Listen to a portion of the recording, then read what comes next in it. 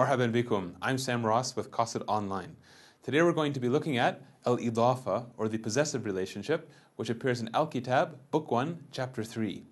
Now you've actually been seeing idafas for quite some time right now. I know we're in Chapter 3, but you've been seeing them as long ago as Chapter 1. Let's look at a few examples. Consider, for example, way back when Maha said, Ismi Maha Muhammad Abu Ala. In this sentence is an idafa. It's in the very beginning. Now you might not have known it as such, and that's okay. In short, an idafa is two nouns back to back, where those nouns have specific properties. And we're going to discuss later today what properties those are. But one example right here. A second example from chapter 1. Askun fi Medinat, New York. I live in the city of New York. Here we have two nouns back to back, city and New York. Another idafa. Third example. Walidati muwaddifa fi maktab al-kubul. My mother is an employee in the admissions department. In this case, maktab al-kubul is also an idafa, two nouns back to back. That's chapter 1. Even in chapter 3 we've been seeing idafas. So let's erase the board and look at some of those. Consider, for example, we just heard Maha say, A'ilat walidi kabira. The family of my father is big. In this case, A'ila, noun number 1, Walid, noun number 2, and notice I have a ya, the personal pronoun, making basically 3 in a row, right? It's a double idafa. We'll consider that later. One final example, Huwa fil haqiqa, ibn, am, walidi. 4 nouns back to back, a triple idafa. That's pretty unusual, but it's pretty cool. So we'll consider these in just a second. Let's dive into something a little simpler, and that is the dictionary meaning of idafa. Sometimes you might think, what's idafa? I'll just look it up. Well, good luck. It's not going to help you. Notice a couple of problems here. The first thing is, idafa is not just a grammatical term. It has other meanings as well. And so, for example, idafa can mean addition. It can mean appending. And now Hans tries to help you. This is from Hans Ware, a great grammatical reference, or a dictionary reference. Make sure you have it if you haven't bought it already. He tells you, I'm going to give you the grammatical meaning of idafa. Drum rolls, please. It is the genitive construction. What is that? I don't know. But that's what it translates to, as he says. Maybe if we had studied that a little more in grammar school, we might have a better understanding, but they threw out grammar in the 1980s, so tough business for those of you in your 20s. Okay, so basic definition of a Hans Ware sense, addition, appending. We'll see the utility of these words in just a second.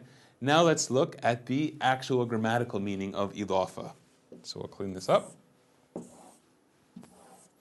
All right. The grammatical meaning of idafa is a relationship of possession or belonging. Let's look at the first case of possession. We might say, for example, Kitab Maha, meaning something like Maha's book. Or possibly, maybe you could say the book of Maha. No problem there. That's a possessive relationship. Why? Because Maha possesses the book. She owns the book. The book belongs to her. It's possessed by her. But not all idafas are like that. Consider, for example, Walid Maha, the father of Maha. Is it possession? Does she own her father? Well, hopefully not. Maybe if she's really spoiled and he's kind of a pushover, she does. But generally speaking, children don't own their parents, not at all, right? It's just a connection. It's a belonging. They belong together. So Maha's father, relationship of belonging there. We'll see both kinds of things happening in the Arabic language. Let's look a little deeper. The parts of an idafa. We're going to break it down, look at the individual components, and see how they fit together. So let's pick basically what is the two parts. It's a noun and a noun, as we mentioned earlier. The first noun is going to be indefinite, and the second noun is going to be definite. Let's do an example. A good indefinite word might be kitab, and a good definite word might be maha. Same thing we've seen before. Now what is definite? How does this translate first of all? As we said before, it means either Maha's book or the book of Maha. No problem. What does it mean to be definite? We saw that in chapter 1. Quick refresher. One of two possibilities. Either it has alif and lam or it's a proper name. In this case, Maha is a proper name. We didn't say al-Maha. Not bad. Now, we have a little gap here in the middle of the page. Is that because our designer was slacking off? It's not because of that. There's a purpose for this. We're going to put something very important. The grammarians of the Arabic language have a specific word for the one on the right and the one on the left. What are they? They're the word mudaf and mudaf ilayh. Now the translation in a general sense, in a figurative sense, is something like possessed and possessor. By possessed, we don't mean that a spirit came and visited it. May that never happen to us. We mean that it's possessed by the other person, by the possessor. So the kitab is possessed by the possessor, which is maha. Now the interesting thing is, mudaf doesn't really mean possessed. It's just sort of a figurative way of saying it. What does it really mean?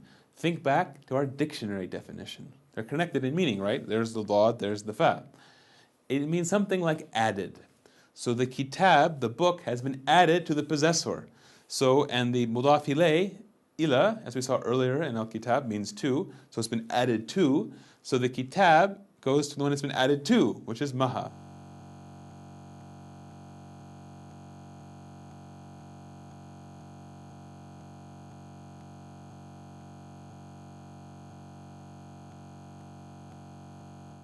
Let's take a look at how to translate idafas. So we'll start with a simple sentence. For example, Kitab Maha. Kitab Maha could be translated as number one, Maha's book, or second case, the book of Maha, which is not a canonical book of the Bible, like the book of Matthew, for example. Now, notice there's two important points here. The first thing is, I could use an apostrophe S. I had an Italian student once who studied English very formally, and he said it's called the Saxon genitive. I didn't know that, but it sounds pretty cool. So you can use an apostrophe S construction, or you can use an of. We will return later to which is preferable. Another example. Take the case of Wilayat California. Two ways to translate it. Notice one doesn't work very well. If I try the apostrophe S, it comes out as California State. Well, what is California State? Unfortunately, financial difficulty. But a better translation is going to be the state of California. So notice, your of works always. Your apostrophe S may work, it might not.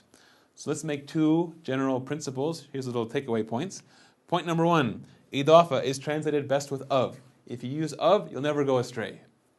And it's also really cool for a second reason. Notice, Arabic is of course written right to left. So that's, for example, kitab maha. Word number one, kitab. Word number two, maha. English is written from left to right. You knew that. Now the question is, which translation matches the word order? Think about it for a second. Hopefully you noticed that the of works better, right? Because kitab's the first word, and which translation is the word book first? Well, it's the book of maha. So there's two benefits actually to using of. Number one, it always works. And number two, it matches the word order, so you don't have to think, how do I move this around, what's going on? Now the second little takeaway point is the following.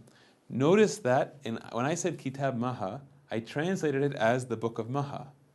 Where's the word the? Where's the definite article alif and lam? I don't see it. It's not even a lam there. So what's going on? It's a peculiarity of translating idafas. You add the word the in English, even though it's not there in Arabic. And so watch out for that. So point number two, takeaway. It is translated with the, even though there's no alif and lam on the mudaf. And notice the utility of our grammatical term mudaf. Now we can say kitab is mudaf. I'm not talking about maha, for example. Let's tidy up the screen. We'll move on to complex idafat. All right. The case of complex idafat. Notice this is a regular feminine plural, right? Idafa, tamarbuta, became idafat. What's the idea? The basic idea is I might say maktab al-ustadh. In this case, meaning the office of the teacher. So far, so good, straightforward idafa. But what if I did this? What if I did maktab ustadh al-jami'ah? Well, I've got the first part, which looks just like an idafa, but I added another word. And moreover, it looks an awful lot like a second idafa, right? Because I have two words back to back. The first one looks indefinite. Second one has alif and lam. What's going on here? Well, it's a double idafa. You can do that. So let's take a look at the translation. Translation would be the office of the teacher of the university. Notice, I have two ofs, which is a good giveaway. I have a double idafa. How do I analyze this? What's going on? Well, maktab is mudaf. That makes sense. It's the first part. It's been added to something. Or it's the added word, excuse me.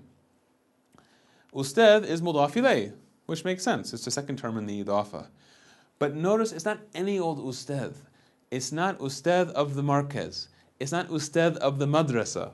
It's ustad of the jamia. And so in that case, ustad is simultaneously, it's like quantum grammar, he's simultaneously mudaf and mudaf ilayh. So you can feel it. Jamia is mudaf ilayh. Ustad is two things at the same time. Mudaf ilayh for mudaf and mudaf for the mudaf ilayh. You can feel how it fits together. Theoretically, there's no limit. You could add any number of idafas back to back to back. I could say, for example, the chair of the office of the teacher of the university.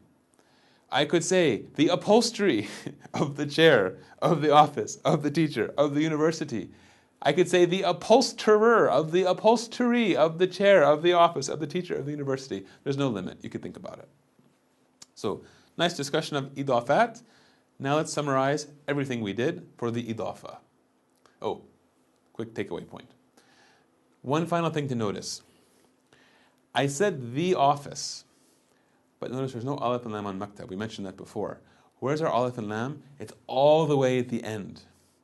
And so something to watch out for is when you have complex idafas, or any idafa for that matter, only the last word takes alif and lam. Only the final word in complex idafat, or really any idafa, takes alif and lam. So, good point to hold on to. Now let's move on to our summary. What did we do today?